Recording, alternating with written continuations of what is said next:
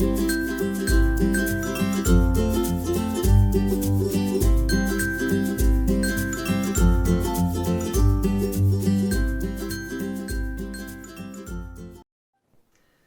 I'm Dr. Michael Scrani, and this is my research assistant Sandy, and welcome to the DCU PhD School of Computing Research Series, where each week we take one PhD student and ask them a bit about themselves, a bit about their research, and finally why their research is important. And today we have Abhishek Kaushik to talk to us about conversational search to enhance user experience. Okay, so my name is Abhishek Kaushik, and I'm a third year PhD student. I'm working with Professor Garrett Jones. He's a leading expert in information retrieval. So, how my journey began with the PhD? I did my bachelor's from India, and after that, I completed my master's in information technology from Germany. I worked in R&D department in Munich in Siemens. And after that, I went back to India due to some personal reasons. Uh, After I applied a number of multiple positions all over the world for the PhD, but Adapt, the reputation of Adapt, and the reputation of my supervisor and my co-editors all matches at one point. That is DCU Adapt and information retrieval. My research is all about conversational search, which deals with human-computer interactions. And when I deal with human computer interactions, it's very subjective because you deal with multiple people and every person has a different personality. So this brings an interest when you know people, you know about them, you try to understand them with respect to the advanced computation which is available now. My research area deals with human computer interaction and I work with conversational search. How this conversational search came into the existence. Just go back with the traditional search which we are doing nowadays using a standard search engine. So basically, when you put a simple query into a search box, you get a multiple documents or multiple links available to you. And then what you do, you open multiple documents to satisfy your information need or what you're looking for. So it put a lot of cognitive efforts on human brain. The first effort is you have to read multiple things. And sometimes the things are not relevant to you, but you have to read it to figure out what is important for you. That's the one point. And the second point, suppose you put a query and you didn't get the relevant document or the link which you're looking for. You put another query, reframe your query, and query reformulation number of times can also put a lot of efforts when you are not having enough knowledge before about the topic. So these make this problem very difficult. Think about the people who have no knowledge or who are not experts how to do a right search. Right search is also a technique. So we are building a system which can assist you like a friend, like a colleague, like a teacher, like a guru, who can help you in the search process, ask you what you're looking for, get into the deep detail and bring the best thing or best information about you so that you can get specific, precise, and correct information what you're looking for, and you have less cognitive load in your mind, and you don't have to put much efforts, which can save a lot of your time and which can increase your efficiency at work and make you efficient to whatever task you're doing. So this is what our research topic is. Now it deals with multiple modality. Modality means a way I speak. Think about the smart systems like Alexa. So the way you type, think about the text chatbots. So we are trying to bring some sort of combination of this technology and presenting a free research process. This is all about my researches.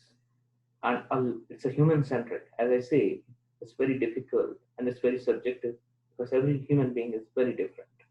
So we are trying to bring a common rule for most of the people so that they live on the same broad line or they lie on the same broad line and make a search efficient, easy, and available to all people. Thank you. Yeah. So think about the example here. Now, if you see the traditional search system, which you can see on the right side, the traditional search system, and we have another friend or an agent which can assist us in the search process. So now, what you do traditionally, you put some query into the search system. So I put introduction to artificial intelligence for us now, and I try to do the search for that. And I click here, and now I'm waiting for my response. So it may take some time because of LAN system. And now you can see it's showing me multiple options now in a traditional search systems. You can see multiple documents with the image is provided here. And here our agent is saying, I know few things about introduction to artificial intelligence. Choose one of the option among the options provided. So, and I'm interested for an example, the first part. So I may ask, okay, can you tell me something about open artificial intelligence, this one, artificial intelligence? So I can write in many ways. I can say open 0 with a number, which you can see here, or I can type open artificial and I can only say artificial intelligence. It will open for me. For example, I'm saying yes, equal 0, and I'm clicking it. And let's see, it has given me some sort of summary or a brief description about what is artificial intelligence. In computer science, artificial intelligence, sometimes called machine intelligence and intelligence demonstrated by machine. So it gives you a nice summary what you stand for. Suppose you want to read more about it and you want to know more about this topic. So what you're going to do is there's another multiple options given in this particular regions. And if you click help, you can see number of options to help you. Okay. So let's move further with our demonstration. So let's click more info. And I just say 0 because 0 is the document which I want to really know more about it. So when I say more info, then just say I know more about this particular document, and what you want to know more about this. You want to know more about the history of artificial intelligence. You want to know about the definitions, basics, challenges, reasoning problem, knowledge, planning, learning, natural language processing, and perception. So if I want to opt for anyone, I can again say open history or open 0, and I click, and I again got the history about the year. Now this is one part of the our agent, and there are a number of variations, a number of options as well. Suppose I want to see more documents, I can say more results.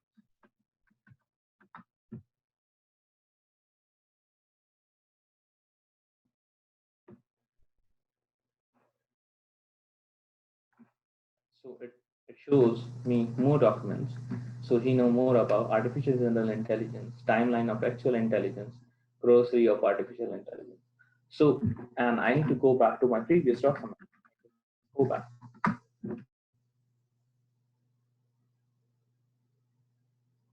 So yes, so it again show me the same document. So if I put a wrong spelling, it can correct me that, do you mean that? So we have a confirmation of that as well. Our agent will try to assist us in every sort of information what we can. And suppose there's another option.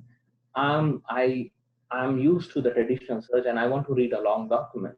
So it has a very good and beautiful quality. It will show you the long document with some specialty, and what it is we can show you now. So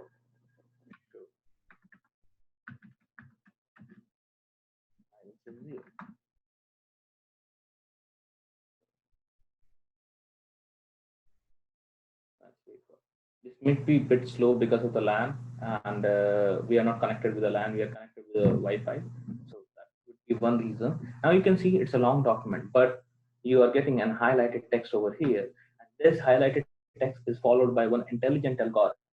So you don't need to read the whole document. If you read this line and you think this particular paragraph is relevant to you, you can read that. So the highlighting part reduce the cognitive efforts, and you will find something which could be very interesting. So you can see the important things according to the algorithm as here. So for an example, I read this line: fuzzy logics fail to scale well in knowledge bases. Many AI researchers question the validity of chaining fuzzy logic in inference. If you can see this sort of highlighting is there, you can really get to know a lot relevant information, which could be very defined with respect, and this algorithm works with respect to the query you make. So this is very intelligent algorithm. And let's close it up. So Fantastic. there are a number of options. You can see, you can go back. You can also see the links. If you say send links, you can also get a normal link of the document as well. If you want to see the multiple links, okay, you have full doc option, show, open, more results, tell me about, search for. So I can directly do the search from this chatbot also. I can say, Tell me about India for an example. So now you can see there are multiple options about India. I know few things about India, states and union territory of India, government of India, and you can see multiple documents are here. And I can say, open India. Tell me, India is officially the Republic of India, is a country of population. So this agent help you in the search process, and if I type something wrong, it will try to correct me. Okay. Usha. I try to search about Vishal, and do you mean visual?